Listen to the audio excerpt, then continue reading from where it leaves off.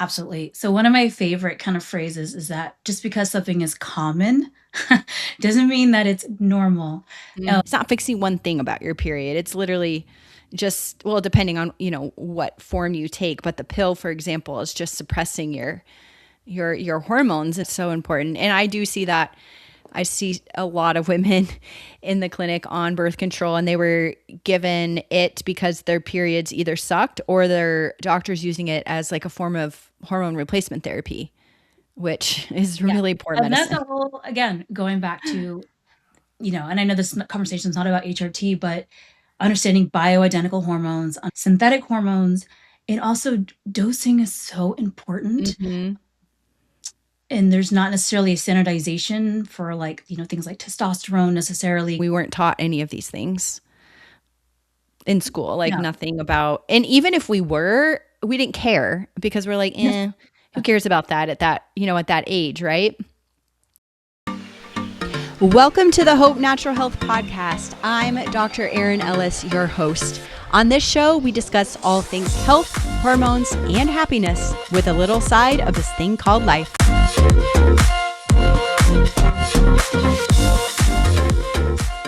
Today's guest is Tierra Duncan, a women's health educator and author of The Birth Control Illusion, Reclaiming Hormones, Health, and Your Cycle.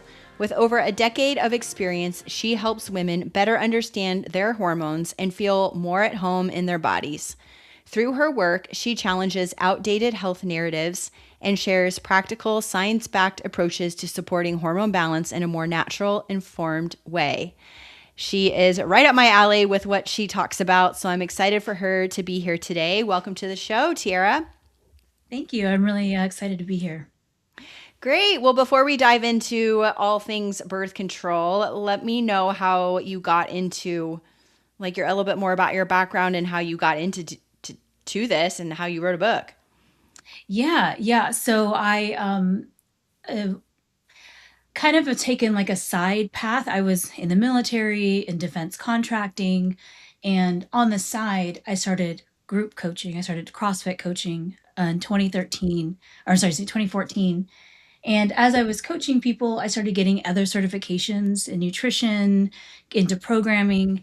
And I noticed as I was working one on one with women specifically, but also men, I started getting a lot of the same questions and issues.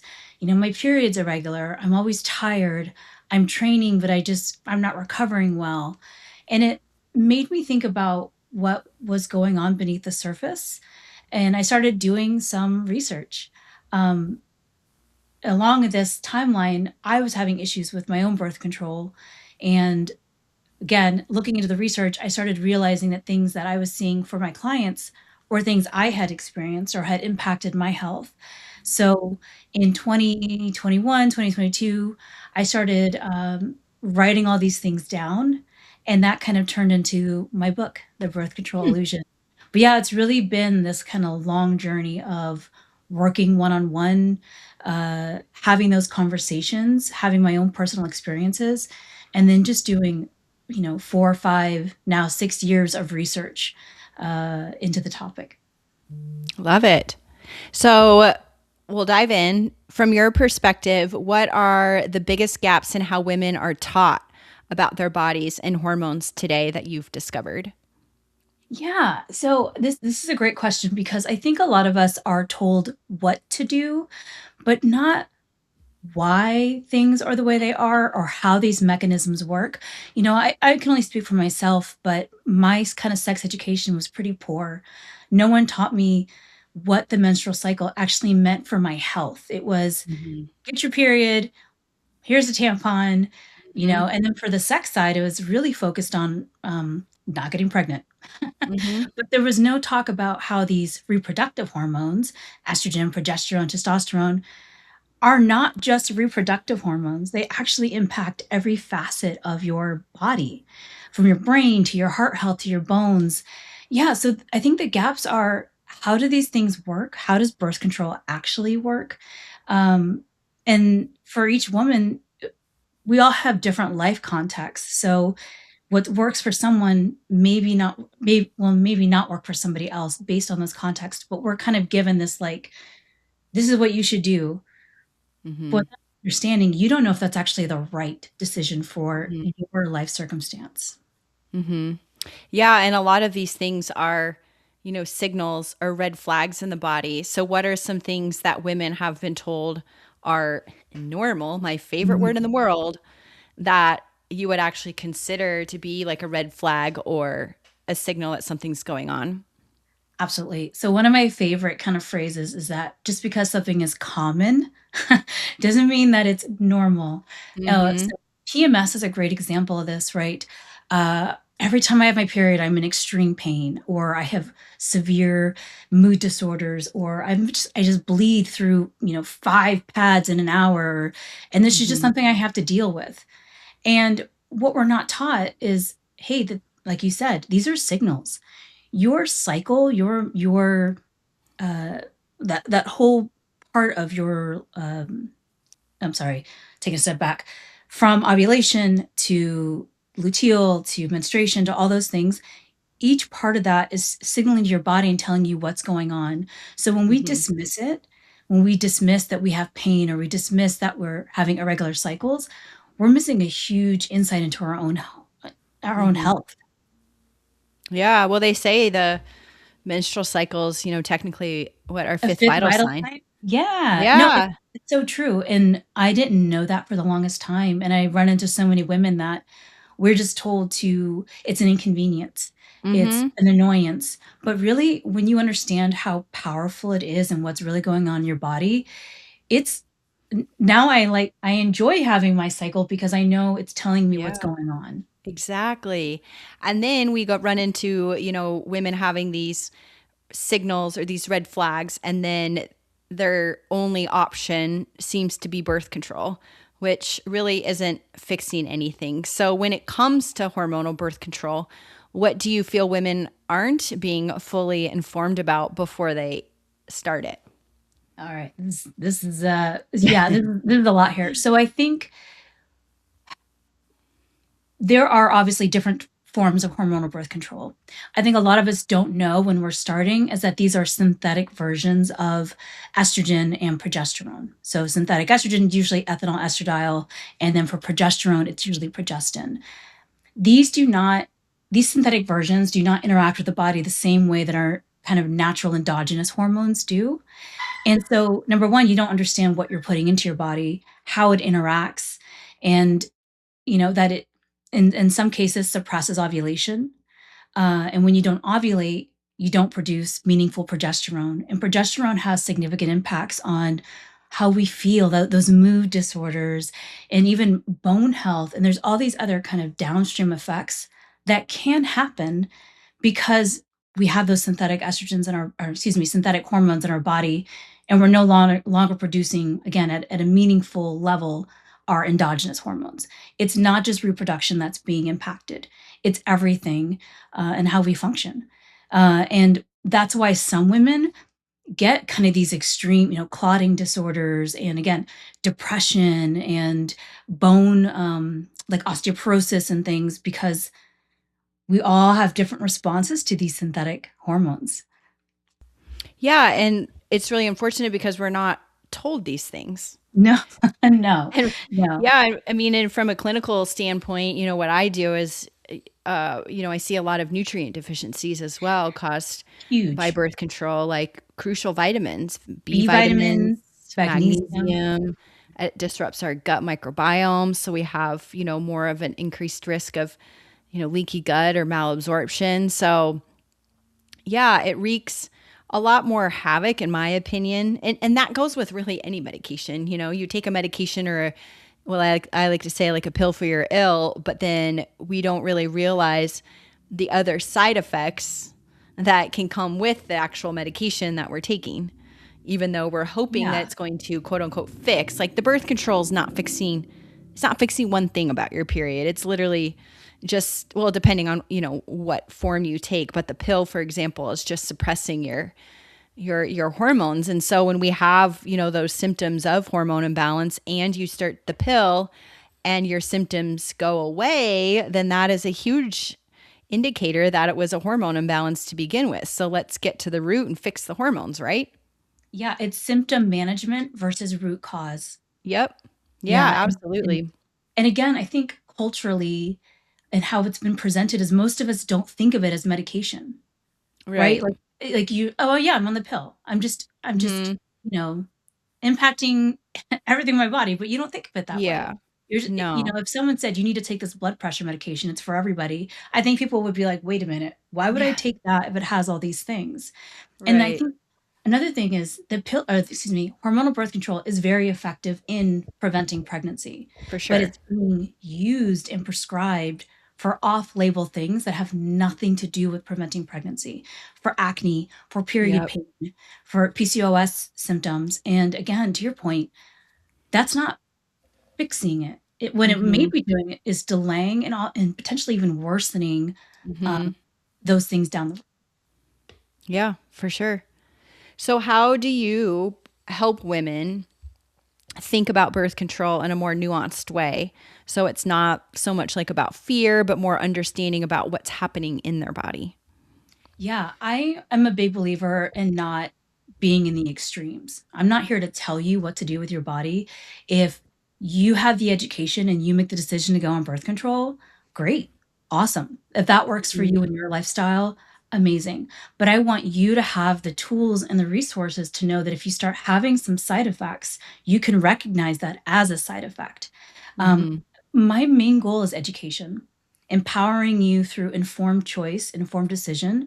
I want every woman to feel like, okay, I understand what's going on in my body.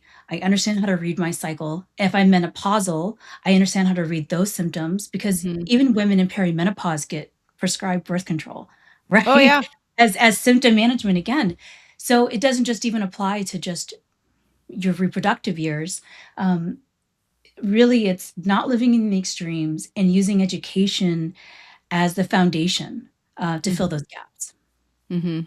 Yeah, it's so important. And I do see that.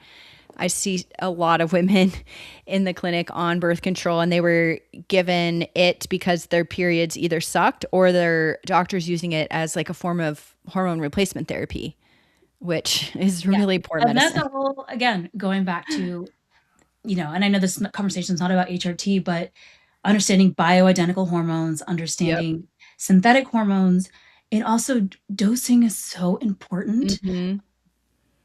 And there's not necessarily a standardization for like, things like testosterone necessarily, because anyways, I can go down that road.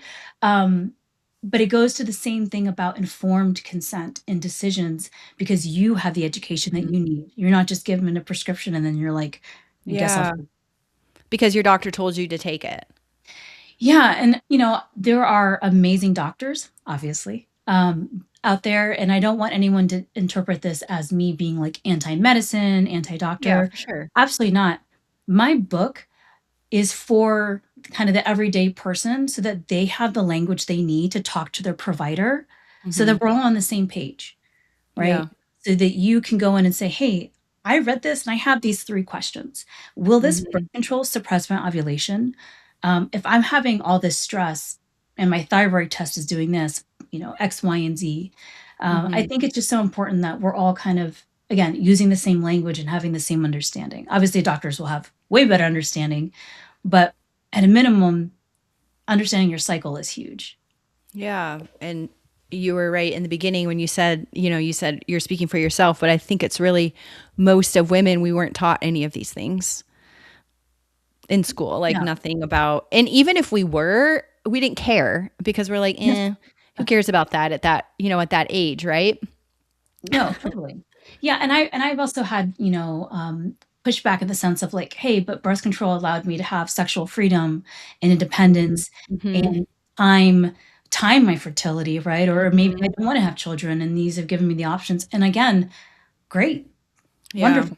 Um, but if you're also having that with all these symptoms, maybe there are other alternatives.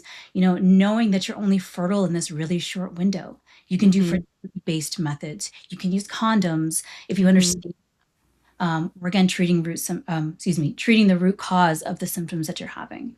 Yeah, for sure. There's so many other options. It's just unfortunate Mhm. that seems to be like the only way, and there's way more other helpful options, I think, than the pill. Yeah, But, yeah, there's a time and a place for it. I get it. for sure. And I would say, options that just have less trade-offs, right? Everything you Yeah. do has a consequence, good or Yep. bad. But just like, what are you willing to put up with? Yeah. So, when we strip away that noise, what are the core foundations that actually support healthy hormone balance, in your opinion? Yeah, yeah. So these are, again, things that I go into my book. Sleep. I'm like, that's the base of your pyramid, right? If you're not Hmm. sleeping, you're not recovering. Hmm. You're setting yourself up for failure in all these other areas. Stress management. I think especially as women, that mental load, those checklists, that constant pressure is something that I see a lot. Nutrition.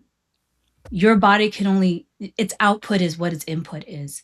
If Hmm. you're not if you're underfueling, if you're having, not enough good nutrients, you can't expect to perform at an optimal level. And, movement. You gotta move. Hmm. You gotta move some blood, as I like to say. Hmm. All those things are really important, and those are the foundations. I think, I do find sometimes that people want to take HRT or want to jump to a prescription. GLP-1s are a great example of this, and there may be space for that. But if we haven't fixed those foundational areas, we may be jumping the gun or kind of jumping some Hmm. steps where those medications aren't going to be as effective if we didn't Hmm. have all these things in place. Yeah. So true. And one thing with foundations is, say they are, balanced, and you've got, good wrap on them, you're sleeping, stress is pretty handled, nutrition's dialed in, you're moving. But say you have one like really crappy period all of a sudden, that's where, it's not reason to alarm. It's more of an indicator of like, all right, what might have been off this last month or even 2 months that could have contributed to this crappy period all of a sudden. And 9 times out of 10, when we look back, there is something that triggered it, whether that's, well, maybe I traveled, or I lost a pet, or some sort of trauma, or maybe you fell off the wagon with your diet, or I don't know, you got a new dog and now you can't sleep. Like, there's usually something that will cause it. And it's not, oh my God, I had this like awful period and no, reason to panic. Just use it as like a more data. Like, well, okay, well, what can I work on more this month so that that doesn't happen again? For So sure. it's And really it can also important to be, oh, keep sorry, that go in ahead. mind. No, you're good. Yeah, I was gonna say, I have a toddler, so I have a cold, or some sort of germ that I never had before, like every few months, and that'll throw my period off, Yeah. right? Even though I'm doing all those foundational pieces, Hmm. you can't fight toddler germs sometimes. So it could even be something like that. Hmm. Or, you travel, you eat something, you get an upset Yep. stomach, and it just kind of throws your system off. Yeah, and there's actually, I think, I don't know if it's actual legit research, but there are statistics showing that like January, February ish, maybe even March cycles are typically the worst for most women. And that's because of the holidays. So, and I see that a lot clinically too. It's like, oh, people say, well, I had like a really bad January or February period. And then we'll start talking about it, what happened over the holidays. And sure enough, so don't beat Yeah, yourself up with that either. you got high sodium foods, a lot of Yeah. sugar. You have alcohol. I mean, alcohol. Yep. I do like a good glass of red wine, but you have to know that there's no, beneficial amount of For alcohol. sure. Unfortunately, it'll wreck you. So, yeah, the holiday season will definitely get you, and the stress Yeah. too. Oh, yeah. And just being out of routine. Mhm. Mhm. The female body is very, very sensitive, and we like routine and things to be the same. So when you throw it off, then yeah, your hormones are going to become unbalanced, and then you're going to have some symptoms you don't want. Yeah, and I think going back to the cycle, I think something that women don't understand is that it's a lot of us think of our period happening just in our pelvic area, but it's Hmm. actually a whole brain ovary like this whole communication Yeah. signaling pathway with the hypothalamus, and it releases this hormone, and then that triggers the pituitary to do this and do that. It's this Hmm. whole complex, sensitive Hmm. system, to your point. And again, we just don't think of it that way. So Mm-mm. again, these like micro changes or disruptions can have a big impact because we are so sensitive to those changes. Yep. So true. So, for someone listening after all of this who might feel disconnected from their body or just really overwhelmed with symptoms that they're experiencing, where would you want them to start? Yeah, yeah, I think number one, if you are in your reproductive years, tracking your cycle and the Hmm. symptoms around it is huge. You know, if you're like, man, I just always have gut issues, but then you start tracking it, you realize, oh no, I only have gut issues after menstruation. It's because of this drop in my hormones, right? Or Hmm. estrogen, progesterone specifically. Or I always have pain, you know, once a month, and it might be ovulation, and you might have issues with Hmm. endometriosis. Or so starting off, track your cycle. And Yeah. if you are out of that phase of your life, you know, menopause, you can still track how you feel, right? Like, am I Hmm. waking up? Do I get 8 hours of sleep, but I'm exhausted all day? Do I have to take a nap or have a third cup of coffee at 3 o'clock? Do I Hmm. feel on edge all the time? I think it doesn't have to be a huge thing. It can just be tracking these like small check-ins. How am I feeling right now? Am I getting enough food? Am I sleeping? Do I feel stable? And Hmm. then bringing those questions to your provider. Yeah. Yeah. The more data, the better. The I'm a more data, the huge better. fan of Yeah, data. yeah, Huge fan of data. yeah, and there are great resources out there. I know it Hmm. can be overwhelming. You know, you've got people on social media that do live in the extremes, and they will tell you, no, just take, just drink your 8 glasses of water and everything's fine. It's like, Hmm. No, that may work for some people, but, Yeah. or take this pill and you'll be fine. Or, I Hmm. think that can be overwhelming, but there are great resources out there. Again, just kind of pitch my book. Uh, that is one of the resources that I would recommend somebody Yeah. just kind of have that basic education. But women that I really respect in the space, Dr. Jolene Brighton, Hmm. Dr. Laura Bryden, they have Dr. Sarah Hill, really interesting information. And Hmm. you don't have to agree with everything everyone Yeah. says, but just having that education understanding. I think those are all great places to start and checking in with yourself. For sure. You don't know what you don't know. And That's the tough part. yeah, and again, it goes back to we weren't taught any of this and, normal just because it's common doesn't mean it's normal and normal doesn't mean optimal. And just because your friend has a heavy period and you have a heavy period doesn't mean that that's normal either.